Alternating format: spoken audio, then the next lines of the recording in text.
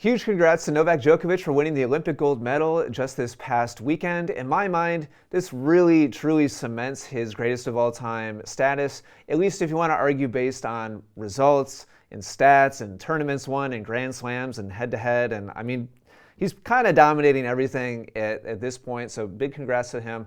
I want to go through and talk about the stats here from the match against Alcaraz and point out 5 things that I think are super important for all of us to keep in mind and apply to our own games. So let's go ahead and check out the stats from the match.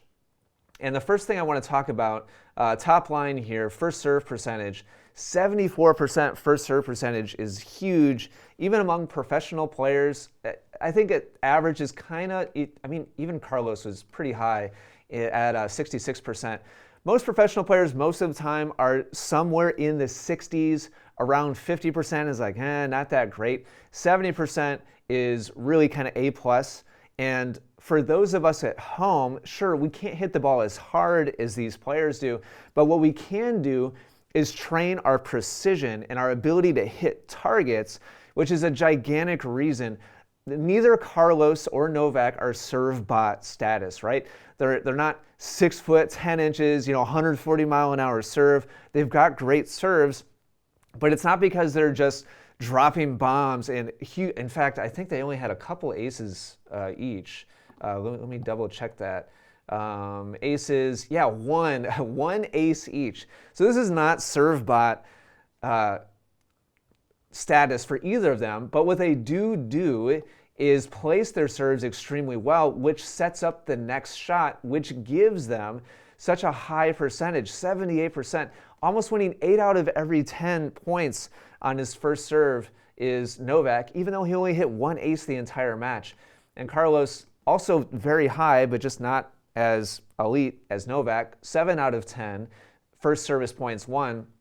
And this is because of the location of their serves combined with their next thought, meaning it's not on accident. Where they're placing their first serve and where their next shot goes is following a very rigorous data-centric pattern that they know sets up in their favor very consistently. So step 1 for us normal players is learn how to place our serves consistently down the tee or out wide or to the body.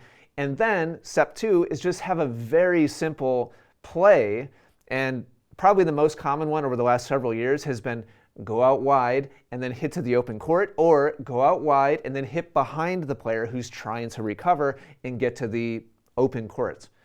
Just do one of those 2 things. And if you're able to place your serve, which I'll link to a lesson at the end of this video that will show you how to place your serve consistently. If you can just place your serve, even if it's not 100 miles an hour, even if it's not 80 miles an hour, place it well, have a plan for the next shot, and your percentage of points won on your first serve is going to go up. So start emulating that, and you're going to be more successful. Okay, the second stat that I want to point out is second serve statistics, which I think is probably surprising to a lot of players. It's something I need to remind myself of on a regular basis.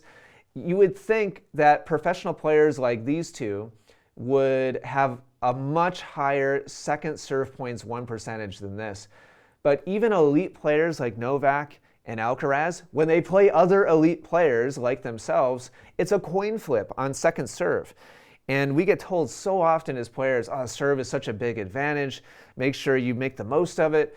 Make sure you squeeze every drop of juice out of that orange as you can when it's your serve. And that's all true and that's all accurate. But keep in mind that even at elite levels like this, on a second serve, it's not a huge advantage. And so basically they're going into battle zone, right? It's like, okay, I missed my first serve. I can no longer kind of go big for them. I can no longer aim as close to the lines. I can no longer put as much pace on. I've got to create a little more curve so it's a little bit higher percentage. And yes, they still get to start off the point where they want, but it's a coin flip at that point. And that's true for us too. Like normal everyday players, we don't get a big advantage on our second serve. And in fact, most players at most levels are really just kind of aiming for the middle of the box and trying to get it in play. So after you've missed your first and you've kind of forfeited your ability to go big and really set it up in your favor, have a grind mentality on second serve. And that means high, even if it means, I hate saying this, I hate myself a little bit for saying this out loud, but even if that means taking your foot off the gas a little bit to make sure that it's a very high percentage of second serves made, it would be way better to learn how to curve it more and hit more spin. But it's got to go in play, and then you need to have just I'm going to grind this out, I'm going to work hard, I'm going to hustle now as an asset and something that I use as a weapon. And now your mindset is just survive on second serve. So keep that in mind. And if you lose half your second serve points, that's okay. That's normal. We're just trying to make it 50-50 at that point. Okay, now let's go down a little bit further and take a look at winners and unforced errors. And what's really interesting to me about this matchup is this is Carlos on the right. He hit 41 winners to Novak's 25. So Carlos, of the two, took more chances, had more open court to be able to hit into, probably went a little bit bigger than Novak in terms of intensity and swing speed. And Novak, is more stylistically, relatively speaking, more the counterpuncher style of player, a little bit more the defender. He's incredibly, obviously his court coverage is incredible. His defense is crazy. And I think in general, tennis players tend to view their stat in terms of who is dictating and usually apply that towards having control of the match. And generally, normal everyday players tend to view that as kind of the most important thing. Who's hitting more aggressively? Who is stressing their opponent more? Who is stretching out their opponent more? Who's hitting more winners? Well, obviously, that's the person who's in control. Now, granted, this was a very, very close match, but it is not who always wins. And please keep that in mind in your everyday matches. Tennis and winning is more so about putting the ball in play than it is hitting the ball hard. And we don't want to hear that. The internet doesn't want to hear that. But at the end of the day, it's more about hitting more balls in play than it is hitting more balls harder. Now, if you can do both, if you can hit more balls in play and hit the ball harder, of course, now you've got something really special. But going back to the stats, please keep in mind that even for a player like Alcaraz, yes, he had more winners, but he also had more errors, and that usually goes hand in hand even at elite levels like this. So yes, Carlos had significantly more winners than Novak, but he also had a good chunk more unforced errors. Carlos on the right, Novak on the left. And this goes hand in hand. If you're going to be the person who dictates points, please don't misunderstand me. I'm not saying that being aggressive is bad. I'm not saying you're playing wrong if you're the dictator and you're the person who's trying to put your opponent on the ropes. There's nothing inherently wrong with that. You need to know your personality. You need to know your toolkit. You need to know your strengths and weaknesses. And being the aggressor may very well be your best path forward as a tennis player. But keep in mind that inherent in being more aggressive is also making more mistakes. And on a day where your timing's a little off, or the conditions are not what you like, or the court surface is not what you like, or your opponent's style is not what you like, or whatever, like a million different factors that might not be quite in your sweet spot, if you're the aggressor and some of those factors are a little bit off or kind of skewed away from your preference, then the errors can stack up super, super, super fast. Please keep that in mind, and you have to be realistic about that. And rather than complaining and whining and blaming the weather or your opponent or the court surface or the fans or whatever, how dead the balls are, or a million different things or line calls or whatever, you have to be realistic about your ratio of errors and winners. Now, among professional players, any positive or any tennis player, any positive ratio, so just to be really clear, Carlos played an incredible match here, 41 winners to only 33 errors. Any positive ratio is extremely high-level tennis.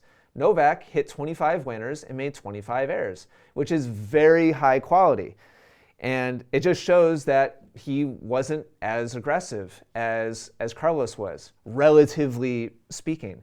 It's not that he didn't force errors. Forced errors isn't on this chart. We can figure it out. I didn't go to the trouble of like doing the math, but he had more forced errors than Carlos, which is significant. So just to like address that, you can force errors without hitting a winner, and that's super high IQ tennis. Novak did a great job of that here. So I'm not trying to say Novak wasn't, offensive or that he didn't attack, but just pointing out the relationship between winners and unforced errors. Keep in mind they go hand in hand, and that's super important. Number 4, more winners doesn't always win, as this match shows. We kind of already unpacked that. Ultimately, it's about hitting the ball in play, and yes, winners are important, but not if it comes at the expense of, like if let's just say that you hit 40 winners, but you had 80 unforced errors.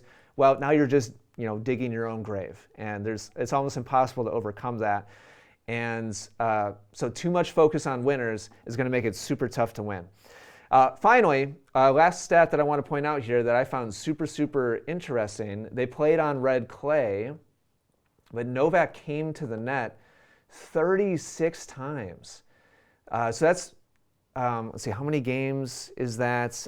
4 points per game, at least. That's 9 games worth of points. And that's a significant chunk of the match. That's like a third of the total games that they played in the match. I know it's not apples to apples, but 36 times on red clay is a big number for somebody that's more of a defender like Novak. That tells me that Novak was looking whenever possible, whenever tactically it made sense, to shorten these points, not have it be a grind fest on red clay against an incredibly talented, Spanish red clay player with tons of weapons, incredible baseline defense and offense.